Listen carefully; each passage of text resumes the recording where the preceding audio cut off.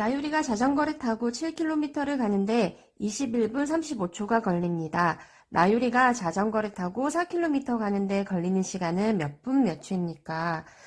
단 자전거를 타고 1분 동안 가는 거리는 일정합니다 했어. 자, 나유리가 7km를 가는데 21분 35초가 걸려. 아, 문제를 적다 보니 21도 35도 7의 배수네. 7의 배수. 그래서 이 문제는 조금 그냥 간편하게 단순하게 한번 풀어보자. 7km를 가는데 21분 35초가 걸린다는 것은 1km를 가는 데는 얼마나 걸릴까? 얘가 나누기 7을 했으니까 시간도 나누기 7인데 아까 그랬잖아.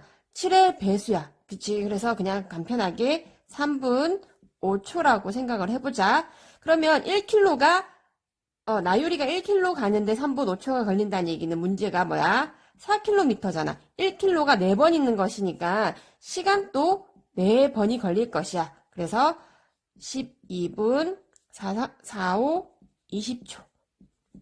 그래서 답이 12분 20초겠구나. 길이가 27.3cm인 양초가 있습니다. 이 양초에 불을 붙인 후 8분 동안 1.12cm만큼 탄다면 이 양초가 모두 타는데 걸리는 시간은 했어.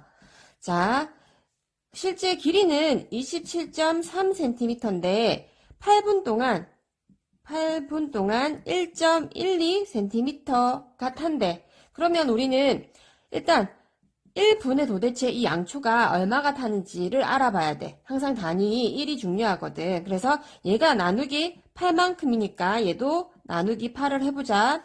1.12 나누기 8. 자, 소수의 나눗셈 반드시 자연수 부분부터 먼저 봐야 돼. 1은 8이 들어가지 않아. 0으로 채워주고 11에는 8이 한 번.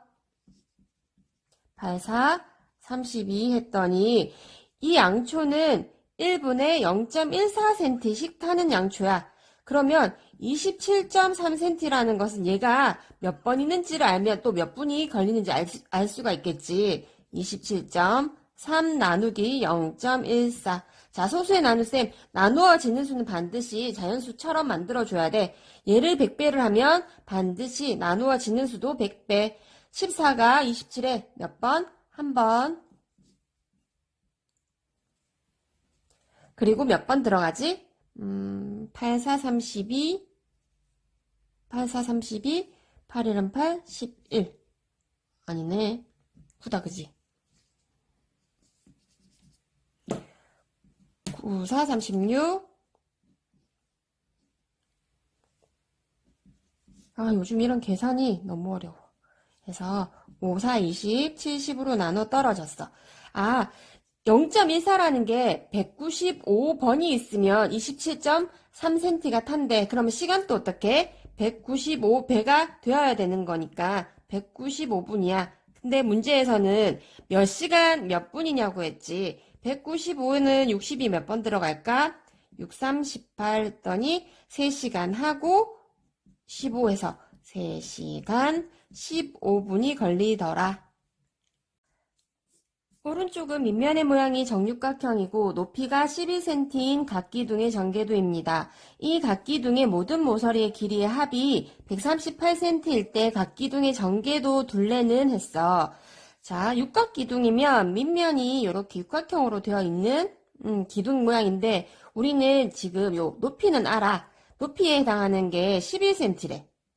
그러면 밑면이 육각형이니까 이 꼭지점마다 이렇게 높이가 세워졌다라고 생각하면 11cm가 모두 6번이야.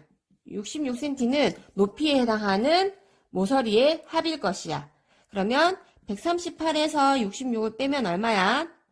72cm네. 이 72cm가 밑면의 둘레에 해당하는 거 맞아? 그러면 밑면이 육각형이니까 자 72를 한 밑면씩 어떻게 36cm씩 나누어 가지면 이 육각형의 둘레도 36cm, 밑면도 36cm 해서 36을 6으로 나누었더니 한 변의 길이가 6cm야. 밑면의 한 변의 길이가 6cm라는 걸 알았네. 그러면 각기둥의 전개도. 자, 각기둥 전개도에서 한번 11이 모두 몇 번? 하나, 둘, 셋, 넷, 다섯, 여섯, 일곱, 여덟, 아홉, 열, 11, 11이 모두 12번이면 132cm일 것이고, 자, 6cm가, 자, 하나, 둘, 셋, 넷, 다섯, 여섯, 일곱, 여덟, 아홉, 10번이네. 6cm가 10번이면 60cm. 그래서 전개도의 둘레는 모두 192cm. 오른쪽은 높이가 12cm인 원기둥의 전개도입니다. 이 원기둥의 한 밑면의 넓이가 50.24래. 50.24제곱센티일 때 원기둥의 전개도의 둘레는 몇 센티입니까? 원주율은 3.14. 자, 우리가 지금 모르는 길이가 이 길이잖아, 전개도에서. 이 길이는 밑면의 둘레와 같은 거다, 그지? 그러면, 자, 이 길이가 원의 넓이를 어떻게 구하지? 반지름 곱하기 원주율이 우리는 원의 넓이야, 그치? 그러면, 자, 반지름을 네모라고 할게. 네모 곱하기 3.14를 한 것이 얼마래? 50.24래. 그러면 50.24를 3.14로 일단 나눠보자. 자, 100배 했더니 선생님 요즘 이런 계산이 너무 어려워. 계산을 너무 안 했나 봐. 자, 그 다음에 6, 38 나눠 떨어진다, 그지? 자, 네모 곱하기 3.14를 한 것이 50.24면 어떻게? 이 부분 곱하기 3.14가 50.24야. 그러면 네모 곱하기 네모가 16이네. 똑같은 길이, 똑같은 걸 두 번 곱했을 때 16이 되는 건 누구야? 4지, 4. 4 곱하기 4가 16이야. 그런 걸로 봐서 이 밑면의 반지름의 길이가 4cm네. 그러면 반지름이 4cm일 때 원의 둘레, 원주는 어떻게 구해? 반지름의 2배 곱하기 3.14가 원주야, 원주. 그러면, 자, 3.14 곱하기 8. 8, 4, 32, 8, 1은 8. 25.12야. 그치? 그러면 이제 전개도 둘레 한번 구해보자. 25.12에 해당하는 것이 하나, 둘, 셋, 4번. 25.12 곱하기 4 더하기 12가 모두 2번 했더니, 자, 4를 곱하면 얼마야? 8, 4, 5, 4, 20, 10.48, 24. 그래서 모두 다 더하면 얼마지? 124.48cm야. 오른쪽과 같은 직육면체 모양의 어항에 물이 10cm 높이만큼 들어있습니다. 이 어항에 돌을 넣었더니 물의 높이가 13cm가 되었대. 그랬을 때 돌의 부피는 했어. 자, 우리도 왜 물이 가득 찬 욕조에 들어갔을 때 물이 넘친 경험 있지? 그게 우리의 몸에 대한 부피만큼 물이 빠졌다는 뜻이야. 우리가 그게 이렇게 쑥 들어간 부피만큼, 그치?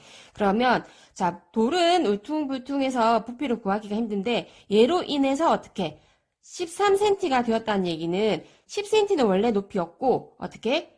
돌에 의해서 3cm만큼만 더 높아졌다는 얘기지, 그치? 그래서 돌의 부피를 울퉁불퉁한 얘로 생각하지 않고, 이렇게 수조의 3cm만큼의 얘로 생각할 거야. 자, 직육면체 부피 어떻게 구하지? 모든 입체도형 기둥 모양의 부피는 밑넓이 곱하기 높이야. 가로 곱하기 세로 곱하기 이렇게 복잡하게 외우지 말고 부피라는 것은 항상 밑넓이 곱하기 높이라는 거. 기둥 모양일 때. 그러면 얘는 24cm, 35cm, 24cm 곱하기 35cm가 밑넓이겠고 높이는 3cm만큼. 얘를 계산하면 얼마지? 자, 24 곱하기 35, 5, 4, 20, 12, 4, 3, 12, 840 곱하기 3을 했더니 4, 3, 12, 8, 3, 24, 2520. 2520인데 센티미터 모두 곱했더니 세제곱 센티미터야. 그래서 돌의 부피도 2520cm. 이렇게 직육면체 부피로 생각해보자.